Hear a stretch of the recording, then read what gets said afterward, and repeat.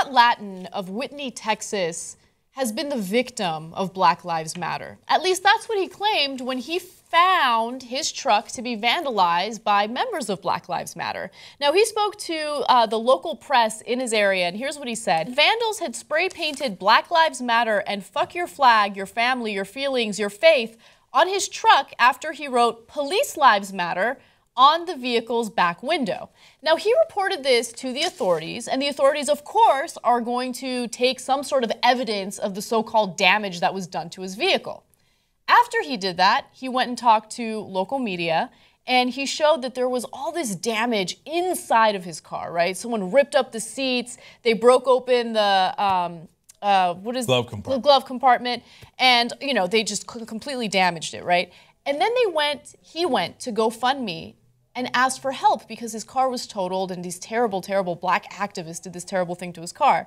They need support so they can feel what they do, putting their lives on the line every day. He's referring to the cops here. It's the only truck we have, and because of this, it's totaled now.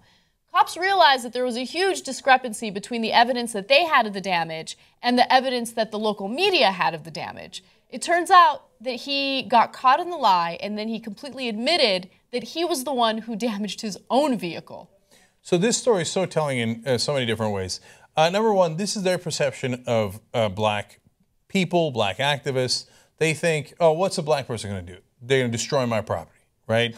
And they're going to take my stuff and they're going to destroy things. Now, ironically, he's the one destroying things, of course, right? It's like the old stereotype, oh, black people are violent, right? As we did slavery upon black people for hundreds of years, you're the violent ones, right? Mm-hmm. And so he spray paints his own car and says, yeah, you see how black people are? Right? And all these people across the country, this one person said, this is only $25 I have. It really pains me to give it to you, but I need to give it to you. And they don't finish that sentence, but basically to protect you against black people. Yeah, right? And he raised, by the way, over $5,000, $5,855 to be exact. So Republican suckers or conservative suckers throughout the country are like, yeah, take my money. Oh, I can't believe what the blacks did to you, right? Now, let's look at the upside for a second, though. Look at the cops did the right thing here.